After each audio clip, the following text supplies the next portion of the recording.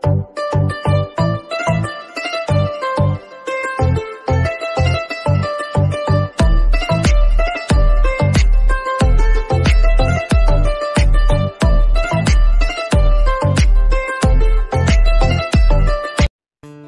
নাইম, লেখাপড়া শেষ করে একটা কোম্পানিতে জব করছি। আব্বু নাহিদ সরকার আর আম্মু নাজমা সরকার। অফিস থেকে বাসায় আসতেই আম্মু বলে, তাড়াতাড়ি ফ্রেশ হয়ে চেঞ্জ করেন। কেন আম্মু, কোথাও যাবে নাকি? তোর জন্য মেয়ে দেখতে যাব। আম্মু আবারও সেই একই কথা। কতবার বললাম আমি এখন বিয়ে করব না। কেন, কোনো মেয়েকে পছন্দ করিস? সে সময় চেয়েছে। আরে না আম্মু, কি বলো, এমন কিছু না। তাহলে তোর সমস্যা কোথায়? আমি বুড়ো মানুষ, আর কতদিন বাঁচবো বল? আমি কি তোর বিয়ে দেখে যেতে পারবো না? আচ্ছা ঠিক আছে, আর ইমোশনাল ব্ল্যাকমেল করতে হবে না, আমি ফ্রেশ হয়ে আসছি। বলেই রুমে গিয়ে ফ্রেশ হয়ে একটা কালো শার্ট আর প্যান্ট পরে নিচে আসতেই আম্মু আর আব্বু আমাকে নিয়ে চলে আসে মেয়ের বাসায়। অনেক কিছু খেতে দিয়েছে, কিন্তু খেতে পারছি না, কেমন জানি লজ্জা লজ্জা করছে। একটু পর মেয়েকে নিয়ে আসা হলো। ইয়া বড় ঘুমটা দিয়ে আছে, আমাদের সামনে বসেছে। আম্মু টুকটাক কথা জিজ্ঞেস করছে। আমার তো মেয়েটার মুখ দেখার জন্য আর তর সইছে না। আম্মু মেয়েটার কাছে গিয়ে ঘুমটা খুলতেই মুখ থেকে বের হয়ে যায়, মাশা আল্লাহ, আলহামদুলিল্লাহ। সবাই আমার দিকে তাকিয়ে আছে, আমি মাথা নিচু করে আছি। বিশ্বাস করেন আবির ভাই, মেয়ে তো নয়, যেন আকাশের পরী। রিয়াজের ওই গানটা মনে পড়েছে, আমি জ্ঞান হারাবো, মরেই যাব, বাঁচাতে পারবে না তো। একটু পর আম্মু বলে, নাইম, তোরা চাইলে আলাদা কথা বলে নিতে পারিস। আমি কিছু না বলে চুপচাপ বসে আছি। এরপর দুই পরিবার সবাই মিলে আমাদের আলাদা কথা বলার জন্য ব্যবস্থা করে দেয়। ছাদে দাঁড়িয়ে আছি দুজনেই, দুজনের মাঝেই নীরবতা। নীরবতা ভেঙে আমি বলি, আপনার নামটা জানতে পারি? জি, আমি পড়ি। আর আপনার? আমি নাইম। তা আপনার এই বিয়েতে মত আছে তো? আমার কি আপনার পছন্দ হয়েছে? হুম। আর আপনার আমাকে পছন্দ হয়েছে? খুব। আমার একটা কথা আছে। বলুন। বিয়ের দিন ঠিক করার পর থেকে আমরা প্রেম করব, ঠিক আছে? আমি অনেকটা অবাক হয়ে যাই পরীর কথা শুনে। পরীকে বললাম, বিয়ের আগে বেশি হলে 7-8 দিন সময় পাওয়া যাবে। সমস্যা নেই, এই 7 দিন প্রেম করব। আপনার কোনো আপত্তি আছে? আমি মুচকি হেসে না বললাম। দুজনেই মুচকি হেসে অন্যদিকে তাকাই। আরো কিছু সময় কথা বলে দুজনে নিচে চলে আসি। এরপর আব্বু আম্মু আমার দিকে ইশারায় জানতে চাই পছন্দ হয়েছে কি না। আমি মুচকি হাসি।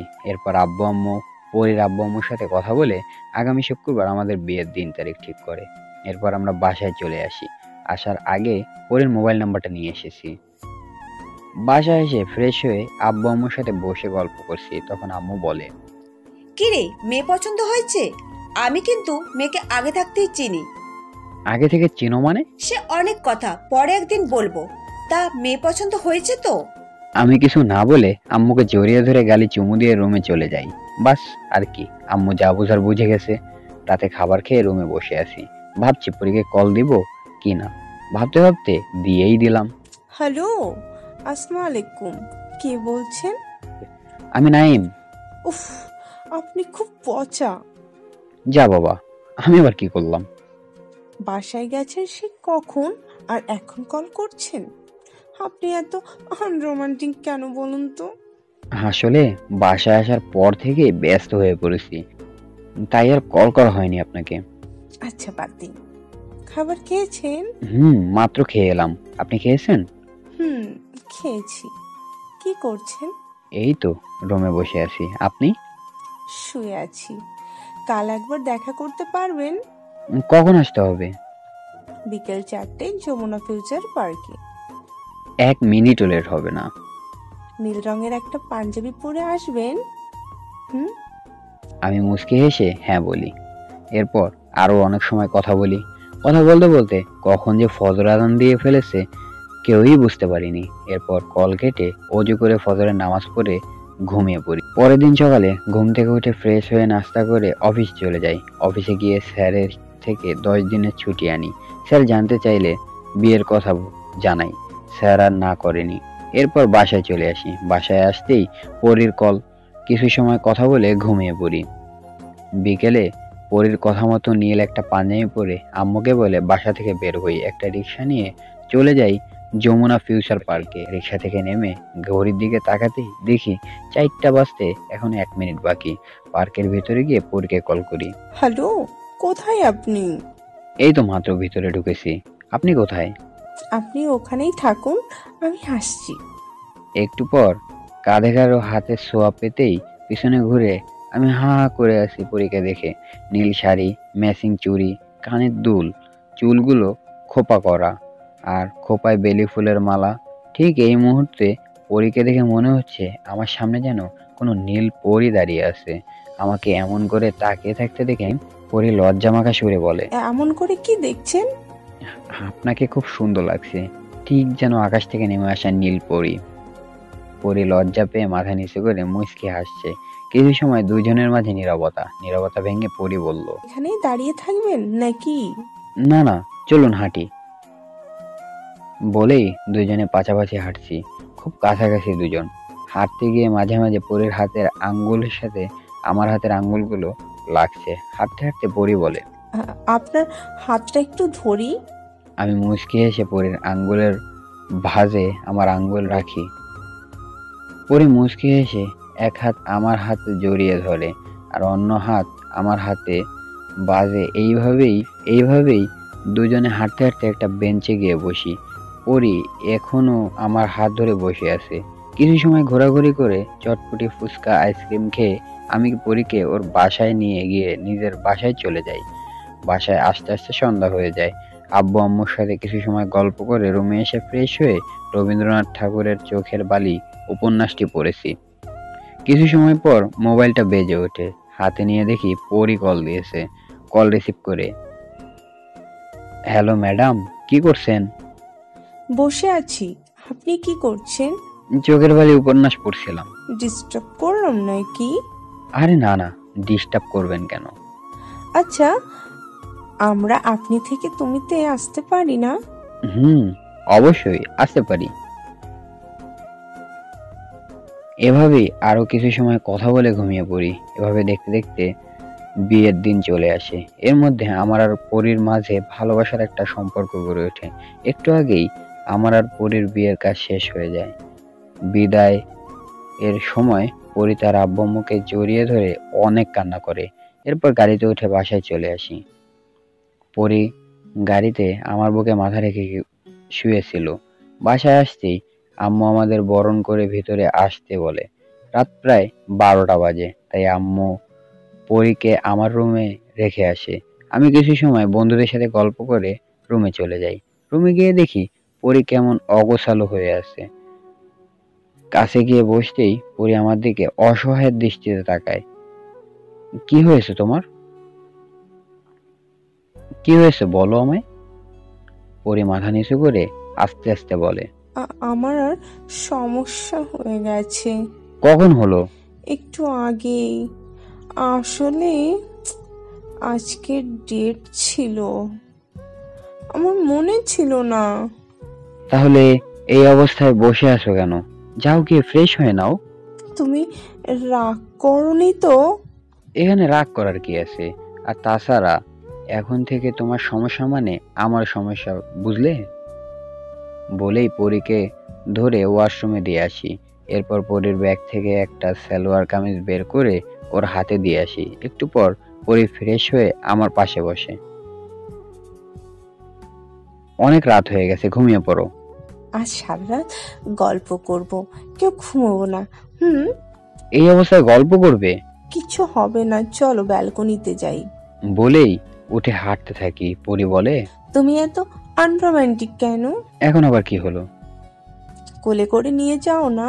মুচকি হেসে পরীকে কোলে তুলে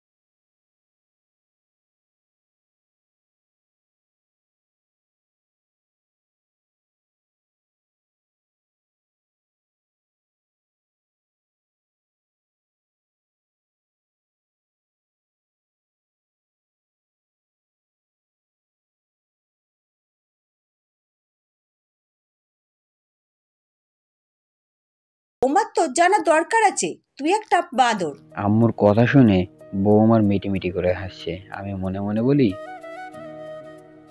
মান সম্মান আর কিছুই রইল না গো। নতুন বউয়ের সামনে আমাকে বলে বাদর, একটু ইজ্জত আর অবশিষ্ট রইল না।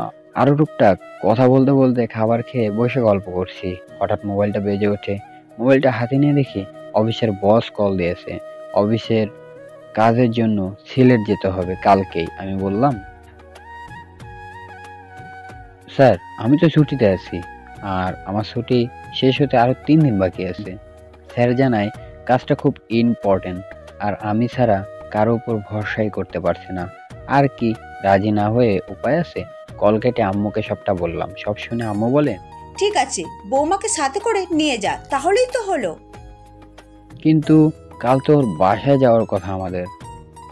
সমস্যা হবে না, আমি বিআইকে সব বুঝিয়ে বলবো। তোরা ফিরে এলে তখন না হয় যাবি। আর কি, হয়ে গেল। পরে পরের দিকে তাকিয়ে দেখি ও অনেক খুশি। আরো কিছু সময় আব্বু আম্মুর সাথে গল্প করে রুমে চলে আসি। রুমে এসে পরীকে জিজ্ঞেস করলাম, তোমার কোনো সমস্যা হবে কিনা? সেটাই তো জানা হলো না। আমি তো অনেক খুশি। বিয়ের পরের দিনই হানিমুন। আহা, কি রোমান্টিক।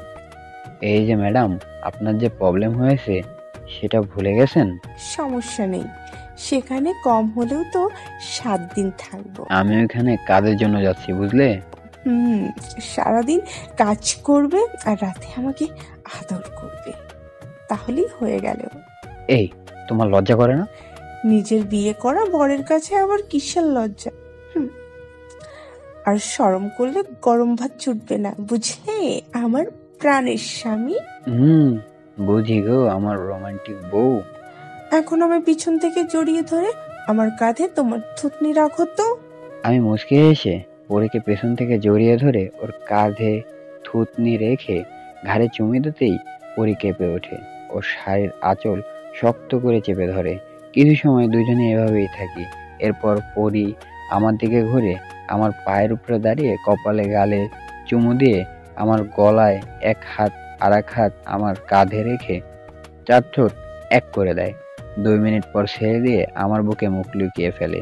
এভাবে কেটে যায় আজকের দিনটা। রাতে সবকিছু গুছিয়ে ঘুমিয়ে পড়ি। পরের দিন সকালে ঘুম থেকে উঠে ফ্রেশ হয়ে নাস্তা করে রওনা দেই সিলেটের উদ্দেশ্যে। সিলেট পৌঁছাতে পৌঁছাতে প্রায় সন্ধ্যা হয়ে যায়। এতটা পর জার্নির পর খুব ক্লান্ত। ফ্রেশ হয়ে দুজনে ঘুমিয়ে পড়ি। পরি আমার বুকে মাথা রেখে ঘুমিয়ে আছে। রাত প্রায় 9টার সময় ঘুম ভাঙে। দুজনে ফ্রেশ হয়ে নিচে গিয়ে খাবার খেয়ে নেই। রাতে ব্যালকনিতে দাঁড়িয়ে আছি। পরি এসে আমার বুকে মাথা রেখে বলে, বউকে রেখে একা একা সিলেটের সৌন্দর্য উপভোগ করছো, এত আনরোমান্টিক কেন তুমি? আচ্ছা, আমি আনরোমান্টিক? দাঁড়াও দেখাচ্ছি তোমাকে। বলেই পরীকে কোলে তুলে রুমে এসে বিছানায় শুইয়ে দেই। আর আমি ওর উপরে শুয়ে কপালে গালে ঠোঁটে কিস করতে থাকি। দুজনে এক নেশার ঘরে চলে যাচ্ছি। হঠাৎ আমার মনে পড়ল পরি তো অসুস্থ।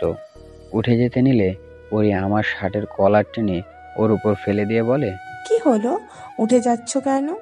তুমি তো অসুস্থ, আর আমার মাথাই ছিল না। কিচ্ছু হবে না, আমি পারবো, এসো। আরে পাগল হয়ে গেছো, পরে প্রবলেম হবে।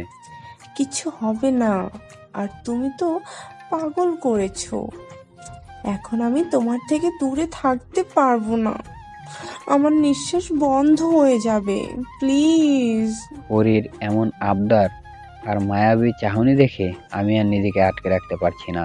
এরপর ধীরে ধীরে দুজনে হারিয়ে যাই ভালোবাসার এক নতুন রাজ্যে। পরি আমাকে জড়িয়ে ধরে শুয়ে আছে আমার বুকের উপর। মাঝে মাঝে দুষ্টামি করে আমার নাক কান চুল টানছে, আবার মাঝে মাঝে গালে কপালে চুমু দিচ্ছে। আদর বুঝি হয়নি আমার বউটার? হয়েছে তো। তুমি ঠিক আছো তো? ঠিক আছে, চলো গোসল করে এসে ঘুমোবো। এরপর দুজনে গায়ে চাদর জড়িয়ে উঠে পড়ি। ওয়াশরুমের দিকে যেতে নিলে পরি বলে, এই, আমাকে কোলে করে নিয়ে যাও না। আমি মুচকি হেসে পরীকে কোলে তুলে নিলাম। ওয়াশরুমে গিয়ে দুজনে ঝর্ণা ছেড়ে দিয়ে ঝর্ণার নিচে দাঁড়িয়ে আছি। পরি খুব দুষ্টামি করছে, কখনো গালে চুমু দিচ্ছে তো আবার কখনো ঠোঁট ছোঁয়াচ্ছে। দুষ্টামি করতে করতে দুজনে গোসল শেষ করে এসে চেঞ্জ করে নেই। আমি চুল মুছতে গেলে পরি বলে, আমি তোমার চুল মুছে দিই, তুমি আমার মুছে দিও। বলেই দুজনে দুটি তোয়ালে নিয়ে একে অপরের চুল মুছে দিচ্ছি। পরি আমার পায়ের উপর দাঁড়িয়ে আছে। অদ্ভুত এক অনুভূতি হচ্ছে মনের মাঝে, যা মুখে প্রকাশ করার মতো নয়। এরপর দুজনে এসে শুয়ে পড়ি। পরি আমার বুকে মাথা রেখে শক্ত করে জড়িয়ে ধরে আছে। আমিও আমার বাহুডোরে পরীকে নিয়ে হারিয়ে যাই ঘুমের রাজ্যে। পরের দিন সকালে ঘুম থেকে উঠে দেখি পরি পাশে নেই। এই সকালবেলা কোথায় গেল? বাইরে থেকে টুংটাং আওয়াজ আসছে। উঠে চোখ ডলতে ডলতে বাইরে গিয়ে দেখি বউ আমার কফি বানাচ্ছে। আমাকে দেখে বলে, এখানে আসো তো। আমি কাছে যেতেই আবার বলে, পিছন থেকে আমাকে জড়িয়ে ধরে রাখো। আমিও পরের কথা মতো পিছন থেকে জড়িয়ে ধরে ঘাড়ে না ঘষছি।